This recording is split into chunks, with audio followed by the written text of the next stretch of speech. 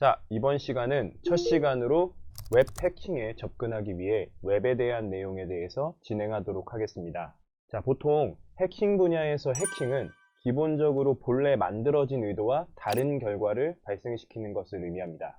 네트워크 해킹에서 보면 네트워크 프로토콜이 만들어진, 즉 설계상에서 만들어진 의도와 다르게 이 설계상의 취약점을 악용하여 공격자가 원하는 결과를 도출하게 됩니다.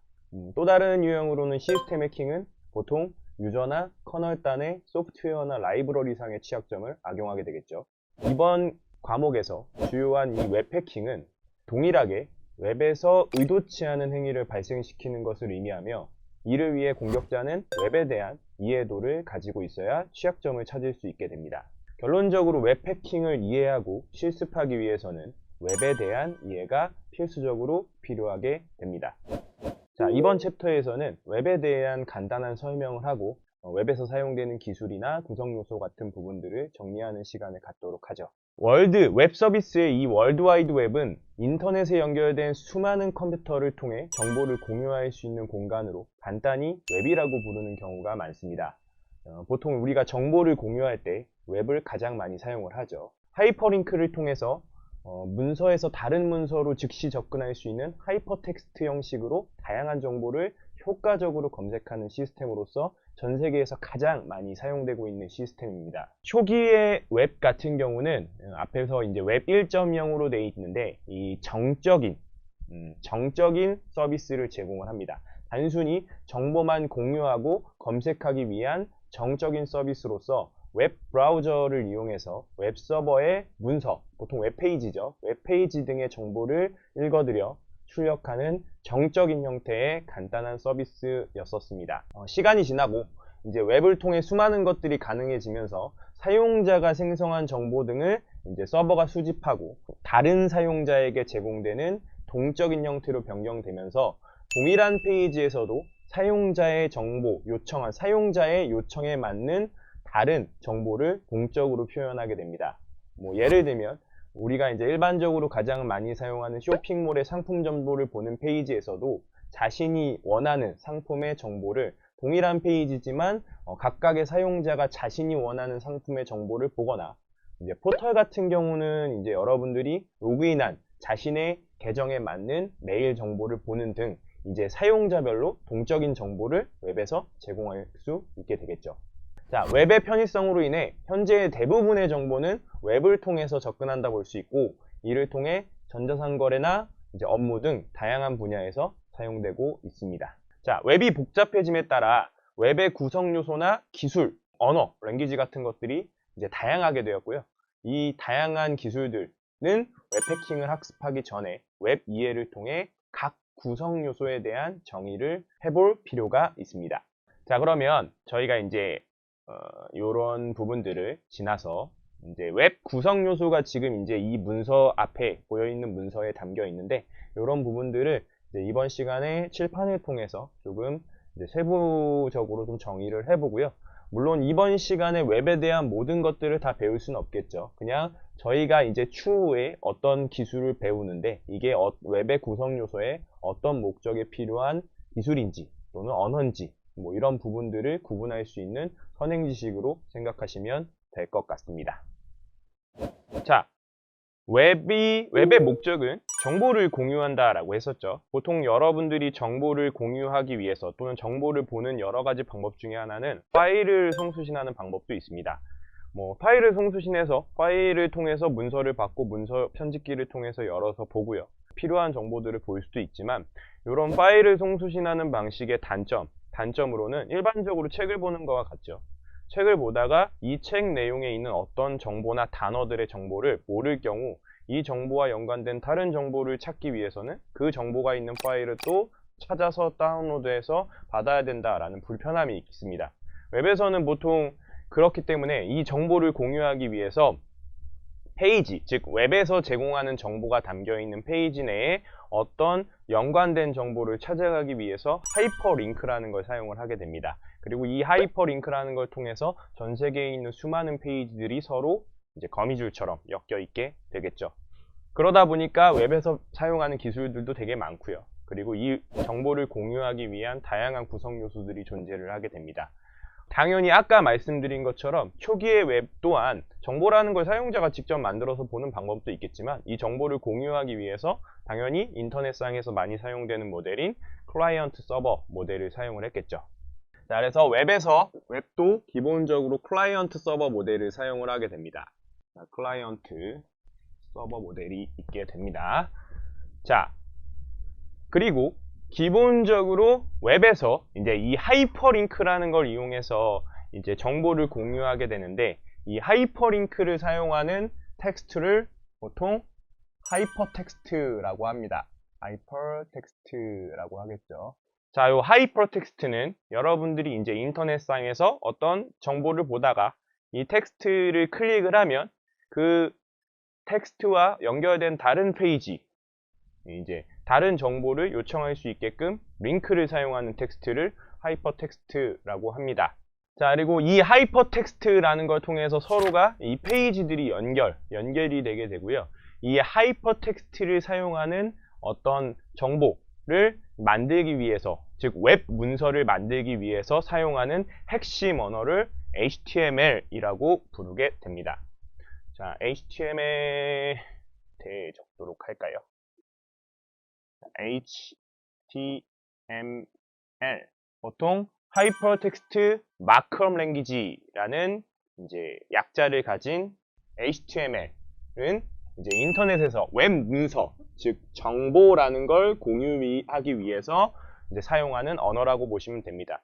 여러분들도 아시다시피 우리가 일반적으로 사용하는 언어를 문서에다 그냥 적게 되면 그건 하나의 그냥 메모장 같은 문서에 적게 되면 그냥 그건 하나의 언어일 뿐이죠. 웹이라는 걸 쓰다 보면 되게 복잡한 다양한 연결들이 있고 어떤 단어의 내용을 클릭했을 때 연결을 하기 위해서는 어떤 이런 정보들을 해석하는 프로그램도 필요할 거고 그런 정보를 만들기 위한 언어도 필요할 겁니다. 그래서 웹에서 사용하는 핵심 언어, 첫 번째 언어는 하이퍼텍스트, 즉 하이퍼텍스트를 사용하는 문서, 웹 문서를 만들기 위해서 HTML이라는 언어를 사용을 하게 됩니다. 이런 HTML 같은 경우는 이제 다음과 같은 기본 골격을 갖게 되겠죠. 지금은 언어를 이해한다기보다는 그냥 기본적인 구성 요소에 대한 흐름을 좀 알아두시면 될 것 같습니다. 뭐 간단하게 헤드라는 필요한 부분들만 조금 적도록 하겠습니다. 간단하게만. 자, 이런 식으로 간단하게 적을 수 있는데 이 HTML이라고 되어 있는 언어는 웹에서 정보를 표현하기 위한 언어다라고 볼 수 있고요. 이런 유형의 언어를 작성하는 이유는 이런 지금 보시면 이제 이 HTML은 기본적으로 마크업 랭귀지 태그를 사용하는 언어입니다. 그래서 다음과 같이 이 네이버라는 어떤 텍스트를 다음 앞에 있는 A라는 태그로 감싸게 되면 이 네이버라는 텍스트를 클릭했을 때 네이버라는 이제 URL, 즉 페이지를 요청할 수 있게끔 만들어진 언어라고 보시면 되겠죠. 이를 이용해서 표현할 수 있는 정보들을 이제 문서에 담고 그리고 이 문서 내에서 어떤 정보, 어떤 하이퍼 텍스트 링크를 생성하기 위해서 뭐 태그라는 것들을 사용할 수도 있고요. 정보를 표현하기 위해서 태그를 사용하는 언어를 HTML 언어라고 보시면 될 것 같습니다. 이런 정보들을 사용자가 만들다기보다는 이런 정보들을 서버를 통해서 사용자한테 이제 필요한 웹 문서, 정보, 자원을 이제 서버가 배포를 하게 되겠죠. 자, 기본적으로 이 언어라는 걸 누군가 만들게 되면 정보를 HTML로 만들게 되면 이 정보를 해석하기 위한 프로그램이 필요할 거고 당연히 이 정보는 사용자 측면에서 봐야 되기 때문에 이 웹에서 사용하는 클라이언트 프로그램이 있겠죠. 웹에서 사용하는 클라이언트 프로그램을 흔히 여러분들이 알다시피 웹 브라우저라고 부르게 됩니다. 이 웹 브라우저 같은 경우는 웹 문서 내에 있는 다양한 정보들을 해석, 파싱하는 하나의 프로그램, 웹에서 사용하는 클라이언트 쪽 프로그램이라고 보시면 될 것 같고요. 이 브라우저 클라이언트에서 기본적으로 이런 어떤 컨텐츠, 어떤 이 웹 문서, 어떤 하나의 문서다라고 하면 이 문서에 있는 정보를 사용자 측면에서 보기 편하게 해석해서 보여줄 수 있는 프로그램이 웹 브라우저가 되게 됩니다. 웹 브라우저로 많이 사용하는 여러분들이 알고 있는 프로그램들은 흔히 이제 지금은 많이 사용하지 않게 됐지만 인터넷 익스플로러나 또는 애플의 사파리나 구글의 크롬, 모질라 재단의 파이어폭스 같은 프로그램들이 많이 사용이 되게 됩니다. 각각의 브라우저마다 보통은 이제 만든 회사 간의 차이가 있고요. 기본적인 성능상의 차이나 여러 가지 글들이 있겠지만 기본적인 목적, 웹 브라우저의 목적으로 봤을 때는 웹 문서를 해석해서 이제 프로그램, 소프트웨어를 통해서 사용자가 보기 편하게 해석해서 보여주는 프로그램이 웹 브라우저가 되겠죠. 자, 이런 정보를 기본적으로 웹에서는 클라이언트와 서버 모델로 만들어 두고요. 당연히 정보라는 걸 일반적으로 가지고 있는 쪽은 서버지만 이 서버가 정보를 가지고 있는 이유는 사용자가 이 정보를 필요로 할 때 제공하기 위해서 가지고 있는 거겠죠. 서버 쪽에서는 보통 당연히 웹 서버가 되겠죠. 웹 서버 쪽에서는 여러 가지 서버에 맞는 소프트웨어를 사용을 하게 됩니다. 여러 가지가 있겠지만 기본적으로 서버 쪽에서 사용되는 소프트웨어 중에 하나는 이제 마이크로소프트에서 개발한 IIS라는 웹 서버가 있고요. 그리고 아파치라는 웹 서버도 존재합니다. 그리고 현재 좀 많이 사용하는 엔진엑스 같은 프로그램도 있고요. 자, IIS나 아파치나 엔진엑스 등이 이제 웹 서버에서 사용하는 어플리케이션으로 많이 사용이 됩니다. 인터넷에서 이제 이 어떤 어플리케이션을 사용하는지를 검색해 보시면 IIS 같은 경우에 10%대, 그리고 엔진엑스 같은 경우도 10%에서 점점 계속 늘어나고 있는 추세고, 아파치 같은 경우에는 절반 이상, 50% 이상의 점유율로 사용이 되는 걸 확인할 수가 있습니다. 이런 통계들은 시간이 지나면서 계속 변화하겠죠. 자, 그러면 이런 웹 서버와 클라이언트 모델이 있는 이유는 사용자 측면에서는 정보를 보기 위한 프로그램, 정보를 바로 편집기 같은 프로그램 없이 바로 보기 위한 프로그램으로 웹 브라우저를 사용을 하는 거고요. 서버에서는 자기가 가지고 있는 정보를 사용자한테 제공하기 위해서 이제 사용하는 어플리케이션이 웹 서버가 되게 됩니다. 그럼 이 클라이언트와 서버 모델에서 사용하는 어떤 언어들은 기본적으로 서버가 이런 내용들을 가지고 있겠죠. 언어에 해당하는 어떤 웹페이지들을 가지고 있을 거고요. 이런 웹페이지들을 사용자가 원하는 페이지를 요청했을 때 제공하기 위해서 동작을 하게 됩니다. 자, 이때 이 서버에서는 여러 가지 정보들을 가질 수 있겠죠. 기본적으로 어떤 어플리케이션을 사용하든 자기가 가지고 있는 웹페이지들의 정보들을 최상위, 보통 디렉토리 하위에 이 웹페이지들도 하나의 파일로 가지고 있게 됩니다. 우리가 웹 시간을 기준으로 보면 다음과 같이 네트워크라는 어떤 정보를 가진 파일이 있을 수 있고요. 어떤 웹이라는 정보를 가진 파일이 있을 수 있죠. 이런 정보들을 어떤 디렉토리 경로, 보통은 이제 최상위 디렉토리 경로 하위에 다음과 같이 파일들이 있고, 이 파일들의 정보를 가지고 있는 HTML 형태로 정보를 가지고 있는 웹페이지들이 있을 겁니다. 이런 웹페이지들을 사용자가 원하는 정확한 어떤 정보를 요청하기 위해서 사용자는 기본적으로 보통 여러분들이 가장 많이 사용하는 이런 식의, 지금은 실제로는 다르지만 약식으로 이런 식으로 적어 보도록 하겠습니다. 이렇게 하게 되면 기본적으로 이런 것들을 그냥 줄여서 URL이라고 합니다. 물론 지칭하는 용어들은 URI, URL, URN 등이 많지만 URL이라는 단어로 통합해서 부르게 됩니다. 이 URL이라는 거는 이제 웹 리소스의 경로라고 생각하시면 되고, 웹 리소스의 경로를 표현하기 위해서 보통 이런 URL 형식이라는 걸 통해서 정보를 요청하고 그 정보에 대한 페이지, 웹 리소스라는 걸 제공을 받게 됩니다. 보통은 URL이라는 게 있죠. 그리고 이 URL을 통해서 웹 리소스라는 걸 보통은 리소스라고도 하고 컨텐츠라고도 하기도 합니다. 웹 컨텐츠를 제공을 받게 됩니다. 자, 그러면 당연히 이 웹 리소스에 해당하는 부분은 이 HTML이나 어떤 정보를 가지고 있는 언어, 데이터들이겠죠. 그 데이터가 있는 위치를 자원의 경로를 URL로 요청을 하게 되면 다음과 같이 간단하게 볼 수 있습니다. 이 내용은 이제 추후에 정리가 끝나면 개별적으로 다시 정리를 하도록 하죠. 앞에 있는 이 부분은 프로토콜, 요즘에는 SSL을 사용하게 되면 HTTP라고 되어 있으면 이제 평문 기반 TCP 80번 포트를 사용하는 물론 프로토콜이 됩니다. HTTP라는 프로토콜을 통해서 정보를 요청하고 응답받겠다.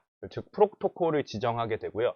그리고 다음에 해당하는 요 네이버닷컴 같은 경우는 서버의 경로가 되겠죠. 도메인. 네이버닷컴에 해당하는 도메인 주소의 도메인, 즉 네이버닷컴의 IP 주소를 알아와서 그 해당 서버에 정보를 요청을 하게 되고요. 요 그 다음에 있는 슬래시죠. 요 슬래시라는 키워드를 이용해 다음에 들어가 있는 거 보면 요 부분부터 요 부분까지는 경로가 됩니다. 이 네이버닷컴에 해당하는 웹서버의 최상위 하위에 index.html이라는 파일, 즉 웹 페이지를 요청하는 내용이라고 보시면 될 것 같습니다. 자, 이렇게 하게 되면 클라이언트는 어떤 정보를 가진 서버한테 다음과 같이 URL이라는 걸 통해서 정보를 요청을 하게 되면 서버에서는 자신이 그 정보를 가지고 있으면 클라이언트한테 그 정보를 전달을 해야 되겠죠. 결론은 이 서버가 전달하는 어떤 정보는 웹 리소스가 되겠죠. 그럼 이 웹 리소스에 포함되는 핵심적인 부분 중에 하나는 HTML이 됐고요. 이 HTML이 다루는 핵심적인 내용은 하이퍼텍스트가 된다라고 했었죠. 자, 이렇게 클라이언트와 서버가 무언가 요청하고 응답받기 위해서 수많은 개발자들이 각각 만들기 때문에 이런 것들이 표준화된 프로토콜을 이제 HTTP라고 합니다. 줄여서 하이퍼텍스트 트랜스퍼 프로토콜입니다. 그래서 하이퍼텍스트를 전송하기 위한 프로토콜이다라고 해서 HTTP라는 이름으로 이제 프로토콜이 만들어졌겠죠. 자, 그럼 다음과 같은 URL을 통해서 HTTP라는 프로토콜의 형식에 맞게 어떤 이 URL을 통해서 웹서버한테 정보를 요청을 하게 되면 당연히 웹서버는 HTTP라는 프로토콜 규격에 맞게 응답, 페이지를 전달을 하게 되겠죠. 이때 당시에도 뭐 요청과 응답 사이에서 뭐 잘못된 게 있으면 잘못됐다, 정상적으로 처리했다 등을 어떤 식으로 처리할지에 대해서 표준화되어 있는 부분이 이 HTTP라는 프로토콜이라고 보시면 될 것 같습니다. 이렇게 딱 봤을 때 기본적으로 이렇게 사용하는 방식이 정적인 방식이라고 보시면 될 것 같습니다. 안에 보시면 동적인 요소들은 하나도 없죠. 예를 들면 어떤 HTML 파일 안에 다음과 같이 웹 리소스, 웹 컨텐츠 안에 HTML이라는 어떤 언어로만 작성이 되어 있을 때 사용자가 이 정보를 요청을 하게 되면 항상 동일한 컨텐츠 정보를 받게 되고요. 이 전달받은 이 정보를 브라우저가 해석해서 사용자한테 이제 보여주는 형태로 동작을 하게 됩니다. 자, 요약을 해보면 이렇게 되겠죠. 클라이언트는 브라우저는 서버의 URL을 통해서 자원, 웹페이지 경로를 URL을 통해서 요청을 하게 되고 웹서버는 경로에 해당하는 웹페이지, 즉 웹 리소스를 HTTP라는 프로토콜을 통해서 전달을 하게 됩니다. 그리고 우리가 이 정보라는 걸 만들기 위해서 웹페이지를 만들게 되는데 이 웹페이지 안에서 정보를 표현하기 위해서 여기서는 간단하게 하이퍼텍스트만 봤는데 간단하게 A라는 태그를 통해서 이 네이버라는 어떤 링크, 단어 또는 텍스트를 클릭을 할 경우 네이버의 정보를 가지고 있는 네이버 페이지로 연결을 할 수 있게끔 만들어진 HTML이라는 걸 한번 봤습니다. 자, 초기의 웹은 다음과 같이 클라이언트와 서버 모델로 정적으로 동작하게 만들어졌고요. 당연히 이런 어떤 정보들을 HTML 파일을 요청을 하고 응답받고 정보를 보고 연결된 어떤 정보가 있으면 하이퍼텍스트를 클릭해서 정보를 찾아가고 이런 방식으로 동작을 했겠죠. 자, 그런데 현재의 웹은 되게 복잡한 방식으로 동작을 합니다. 이렇게만 딱 봤을 때는 정보라는 것들이 정적으로만 처리됐을 때의 단점은 어떤 조금이라도 정보가 다르게 되면 다른 페이지를 만들어주는, 즉 이제 정보라는 것들이 복잡하게 관리가 되겠죠. 그리고 현재 같은 경우에는 동적인 것들이 많이 존재하게 됩니다. 뭐 동일한 페이지라 하더라도 사용자의 요청에 맞는 정보를 출력을 하기 위해서는 실제로 많은 요소들이 필요하다라는 겁니다. 자, 그러면 이 클라이언트와 서버에서 다루는 웹 컨텐츠의 내용 중에 추가적인 부분들에 대해서 한번 설명을 하고요. 그리고 이제 추가되는 구성 요소들이 왜 어떤 식으로 동작을 하는지 이어서 설명을 해보도록 하죠.